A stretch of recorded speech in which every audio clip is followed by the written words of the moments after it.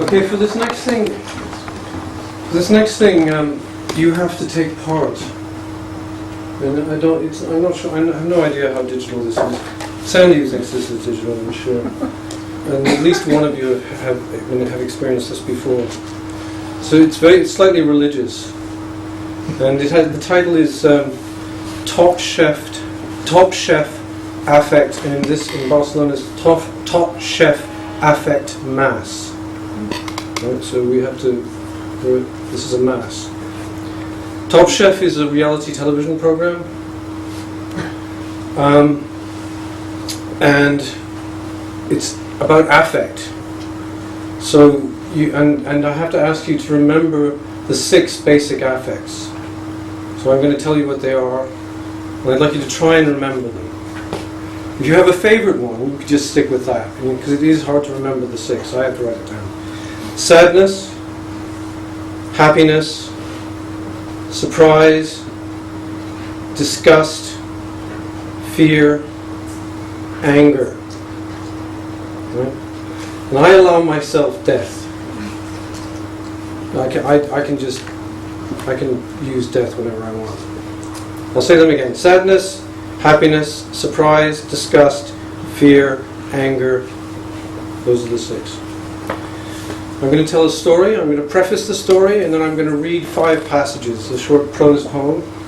There'll be imagery on the screen. You can take it as you please. At the end of each passage, there'll be 7 passages. I will say, my thoughts have turned to death.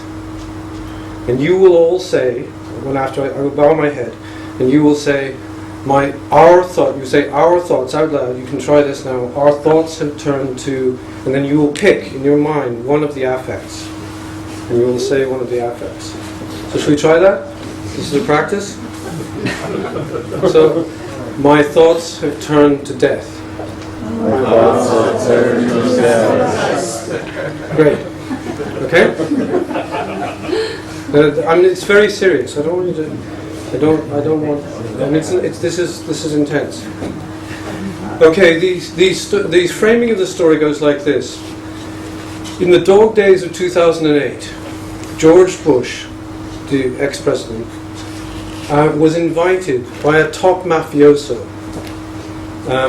I'm sorry to be in English, but I hope you can follow me. It's not that complicated a story, and I'm assuming that you're more cultivated than me. A top mafioso to use his villa on the Californian coast near San Diego. And he accepted, because he was a lame duck president. The campaign was in ruins anyway. He got an entire villa to himself, right? Walled in, completely locked down. He was able to be alone. He was given 3 weeks in this villa. It's on the coast of California, very beautiful. And you can imagine that the president would never have had such an opportunity before. So no surveillance, nothing. Didn't need security. He's in this huge compound, and he can do anything he wants. I should also say that there's a canyon. The estate is so large that it actually has a canyon, which is like a little valley leading down to the sea. And these canyons in California are quite wild. And so you would have a lawn, say a huge lawn, and then you suddenly come to this scrubland, or you could go down and walk down to the sea. Mm-hmm. Okay, so that's the framework. George Bush has arrived at Tony's villa in San Diego. 1. Hail to the chef. I am still top chef. Although when it happened on the evening of my 3rd day at Tony's Tuscan villa, I hadn't eaten anything since I'd arrived. I don't really know how to cook, and I hadn't yet bothered to find and irradiate the prepared food that had been left for me. My thoughts have turned to death. My thoughts have turned to surprise.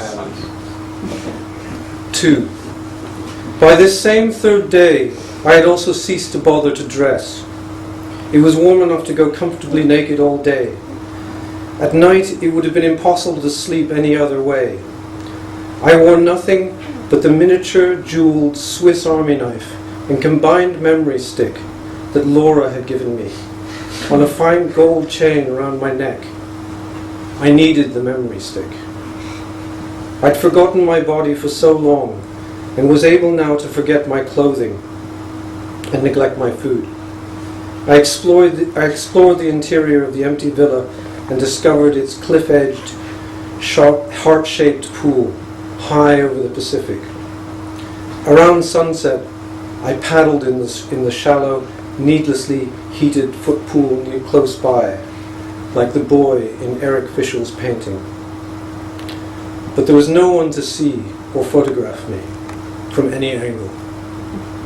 My thoughts have turned to death. My thoughts have turned to surprise. 3. After sunset, I wandered in the vast grounds, drawn slowly and ineluctably towards the private walled canyon to the south.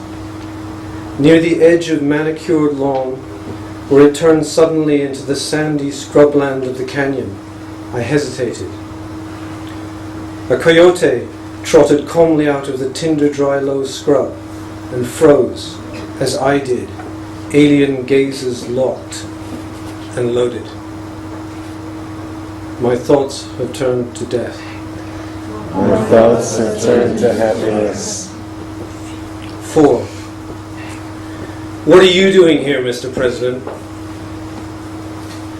His eyes catching the no light of some moon somewhere, some first crescent, turning those eyes into the beautiful dead silver eyes of huskies, or ghostly junkyard dogs, desert foxes, adolescent warriors.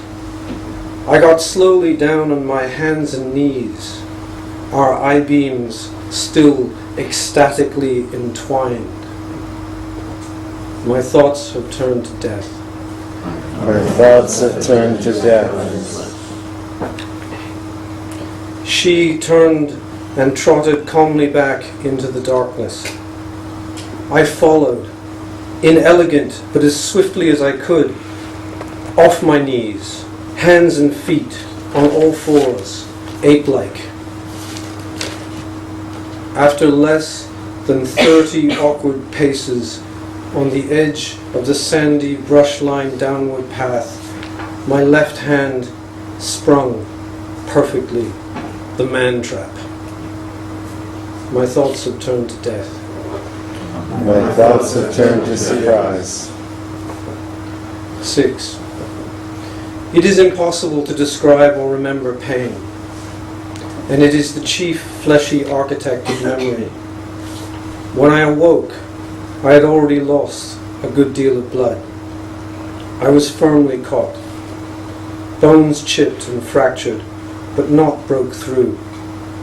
I knew that I only had 2 choices: wait and die of blood loss or dehydration, or use the tiny knife as my way of chewing off the limb. My thoughts have turned to death.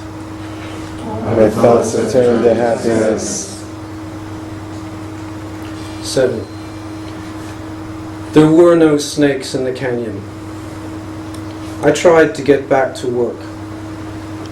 Back to working slowly through skin, muscle, bone, gristle, veins, arteries. My thoughts turning to death. My My thoughts have turned to death. Thank you.